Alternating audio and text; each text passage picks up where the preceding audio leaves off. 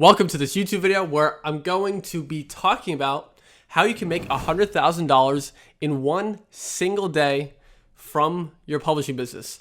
Now, before you clicked on this video, maybe you clicked on it because you thought this is the stupidest clickbait title video I've ever seen. Let me just see what he says. He's obviously exaggerating or doing this or that. Now, while it sounds, I completely agree that it sounds just like it, it's not clickbait at all. The truth is, you can make $100,000 in a single day and even much more. So I'll put a picture up there on the screen of a friend of mine who recently made almost $200,000 in a single day from his publishing business.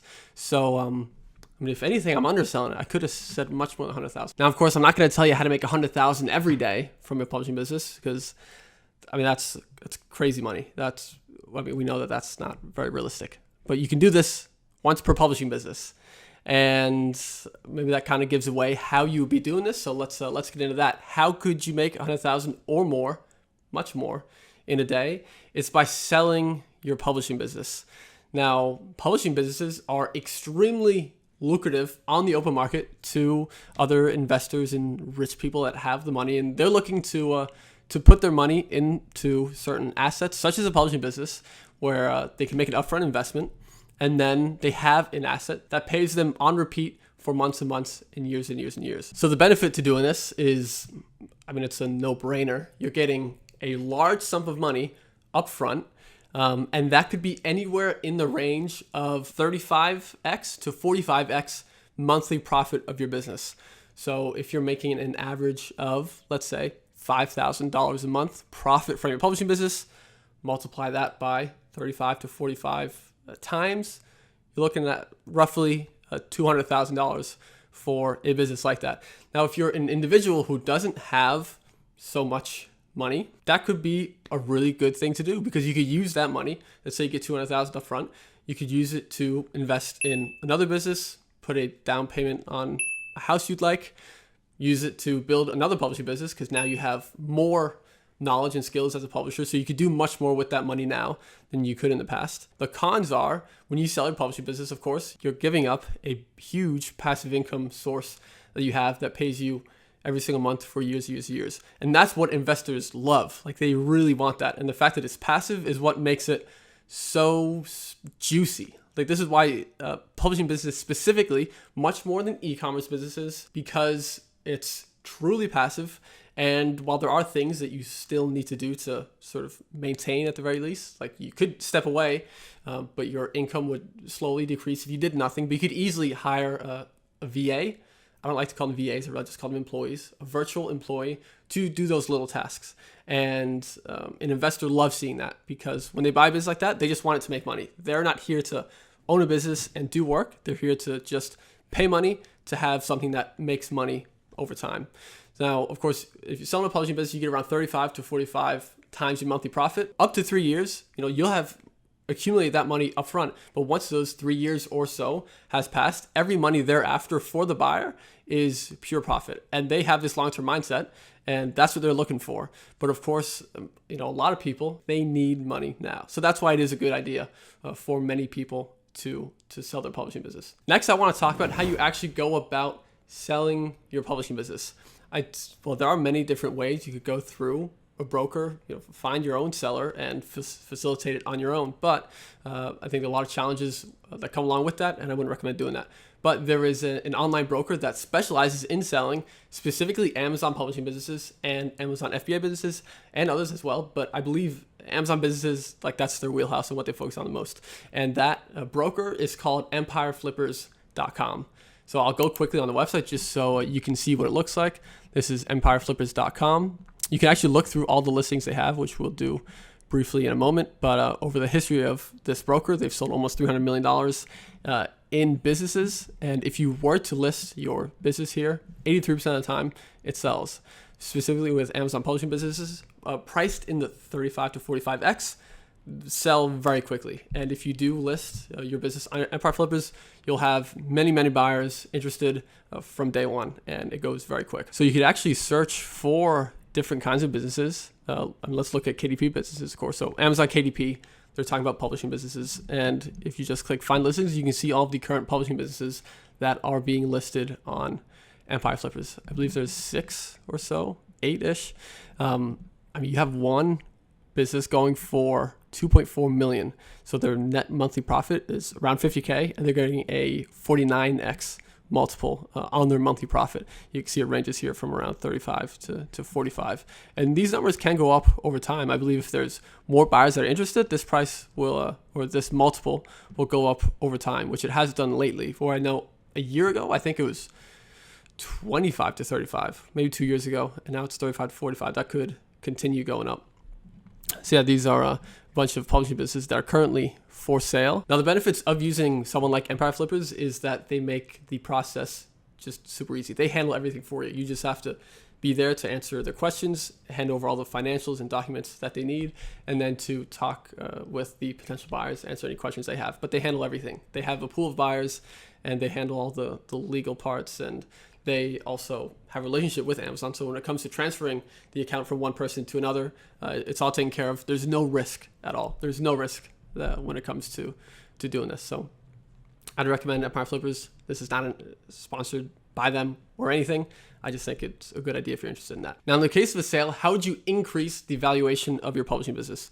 The first obvious one is make as much profit as possible. That's the big sort of lever that makes the biggest difference.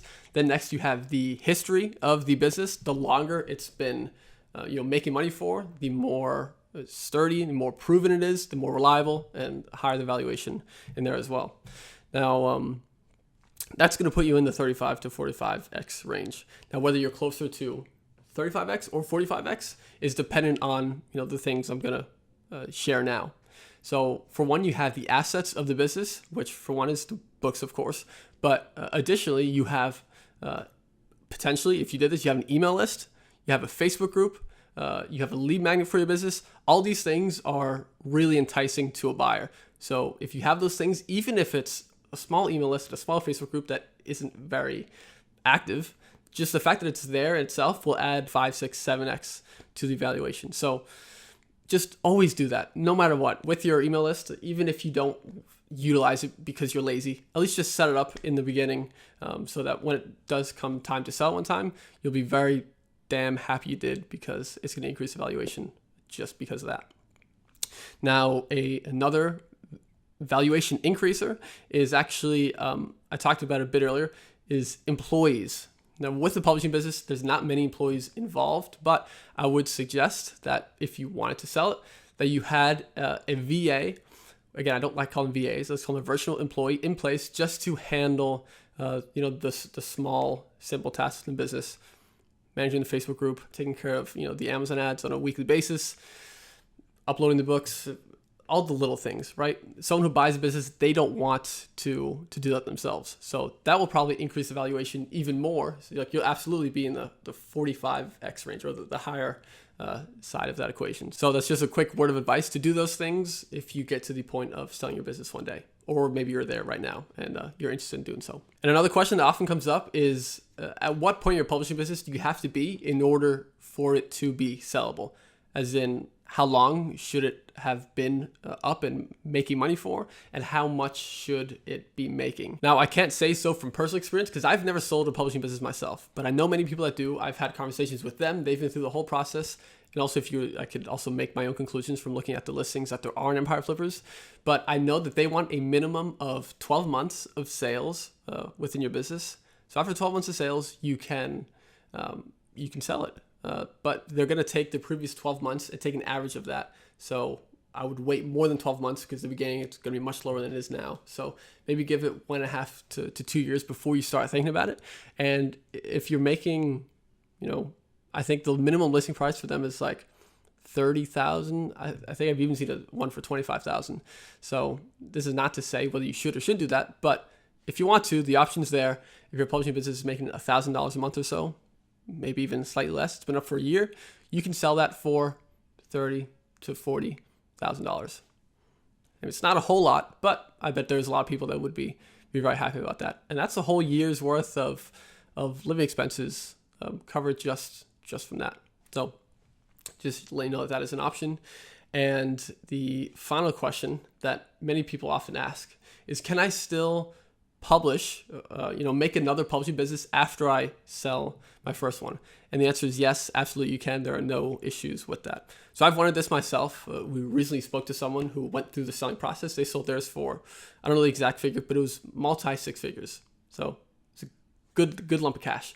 And they said that yes, you easily can, because you're not transferring account ownership of the Amazon account. You're simply transferring the books on that account to the buyer's account. Now, after that's been transferred, you still have your own to do whatever you want with. And within your own account, if you have 20 books, you can choose to sell whichever one. You don't have to sell all of them. You could sell 5 of them, 10 of them. You could sell a series. If you publish in different niches, you could sell all the ones that are just within this niche.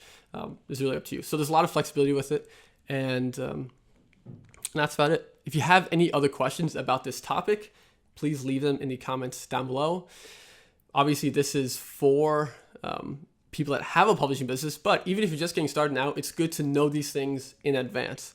Like what I said with the email list and the Facebook group, it's not required for you to have it in order to have success in publishing.